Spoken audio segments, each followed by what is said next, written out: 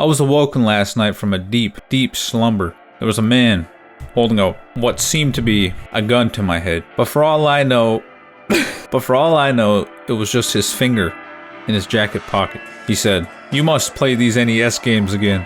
I didn't bother questioning him. I probably should have called the police, but here we are. Edgarland, Revival of the Labyrinth, is the fourth game in the Edgarland series. Apparently I've played a couple of these already. I don't remember, but I did. It's one of those games that requires you to collect X item on screen while moving obstacles and taking out enemies in order to open a chest that contains a key. Blah blah blah, bada bing bada boom. The door opens. On to the next level. The formula has been repeated a million times. What can I say? It's the same old, save the princess. Save the princess or else... Actually, why don't we question this? What the fuck? What would they do with the princess, dude? Holding her for ransom? These are kids' games. They're not gonna kill the princess. Lolo wakes up to find Lala missing. In her place, a note. King Edgar has kidnapped our precious sweetie pie and locked her away, and we must save her. Egypt. Can you believe they based a whole country off this game? For some reason, they tried to implement some kind of Indiana Jones type plot or something. You're an explorer trapped inside an ancient Egyptian temple, and the goddess gets you to enter a jewel or some shit. Basically, it's a matching game. Shift the map by stepping on the arrows, move it around to connect symbols. It's like columns. If you've ever played that, it's the closest thing I can compare it to. Elevator action. Now this is a banger, and trust me, I know bangers. The concept is extremely simple. You play as Otto, a secret agent who enters a building from the roof and must escape through the garage using, get this, you might want to sit down for this one, elevators. But on the way, you must collect secret documents. Apparently, the world's most important intelligence agency stores classified files behind doors painted bright red. Of course, you must avoid or kill enemies while doing this. Actually, a really fun game, I can't even lie. S tier. Eliminator Boat Duel is a boat racing game. You're racing against some Tommy Chong. Whoa, dude.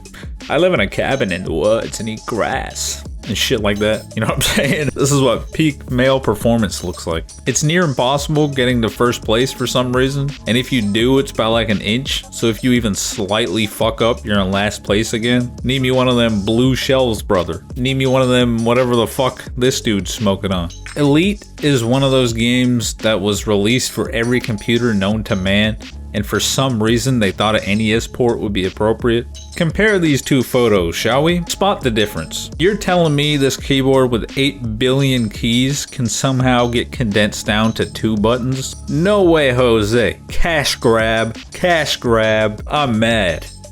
I am infuriated. I hope that guy comes back while I'm sleeping so I can fucking sucker punch him through the roof. He'd have one of those goose eggs on the top of his head. Little bird flying around. I have zero clue what's going on. From what I can gather from the plot, you're playing as a dude who smuggles shit between planets to earn money. You can upgrade your ship, fight off space pirates, explore space, take on other missions to climb the ranks from harmless to elite combat rankings. I'm sure this game is okay, but for the life of me, these controls would not click. Elnark no Zaihu has a quote-unquote morality system that keeps track of if you're light or dark. Think like Red Dead's karma system, I guess. Apparently being evil gives you stronger abilities, but the game only progresses if you're good. This is where the problem comes into play. The game doesn't explain what good or bad is, and sometimes the level restarts after you finish it without giving you an explanation as to why. You play as a professional treasure hunter who receives a letter one day from his friend Joe Mama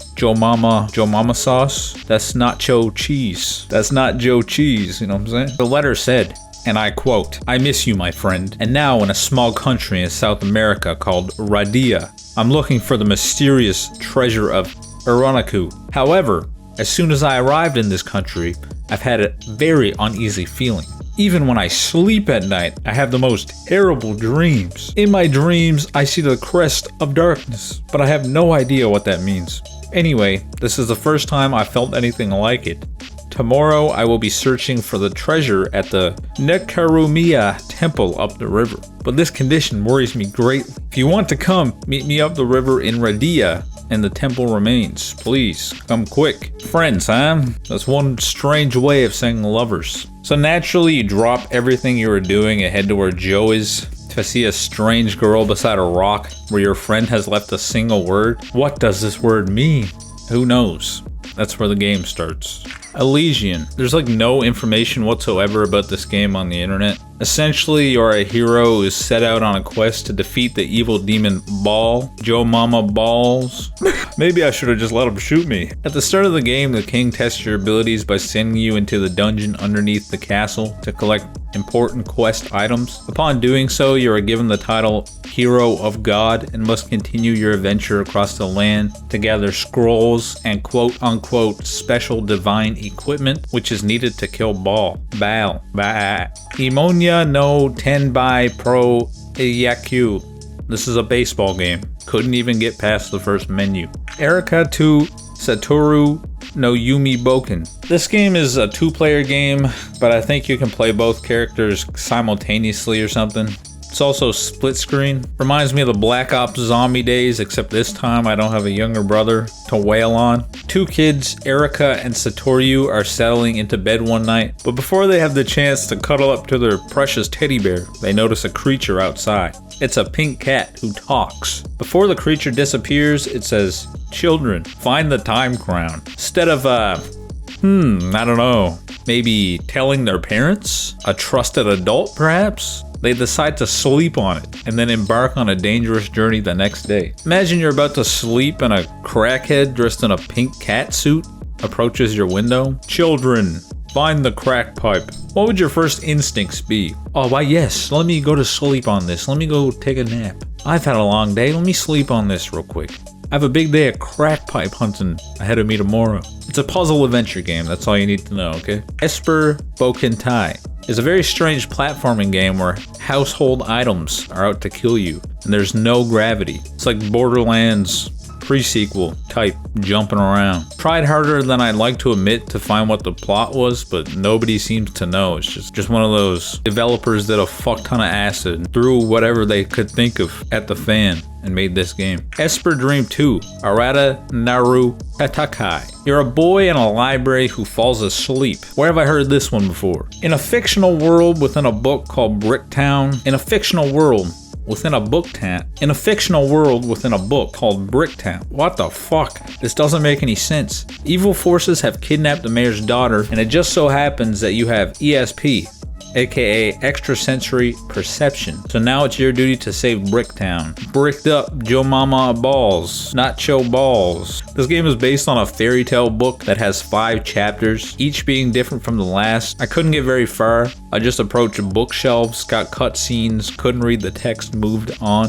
Excitebike is iconic, needs no introduction. Exciting boxing. What's unique about this game is that it came with an inflatable boxing controller. Think like those blow-up boxing toys you had as a kid, but it's a controller. I found a bunch of pictures of it online, rounded base. I'd sock this dumb fucking piece of shit to oblivion. Mom would have to get me a new TV because I put my fucking fist through it trying to punch this Mike Tyson. I bite the ear off this inflatable. I Vaseline my face, put Vaseline on my face before squaring up with this balloon. X's. Hard on the eyes, hard on the ears. Would 100% prefer no music whatsoever over this. It's just a scrolling shooter, man. Avoid at all costs. Exurion is also hard on the eyes. My brother in Christ. It's another shooter. Almost feels like Galaga, but the controls are wonked out. It's like, I don't even know how to describe it, man. Like slippery. You let go of D-pad and you get flung to whichever direction you were moving. There's also this Gatling gun shooting ability, but it runs out. But in order to regenerate, you need to use the other much slower ability to kill enemies. Womp womp. Speaking of womp womp, very short, very sweet. You know, I like the letter EA Sports. It's in the game. Very short, very straight to the point. Bada bing, bada boom. Before we wrap this up, I'd like to give a massive shout out to my Patreons. We the best music. You know what I'm saying?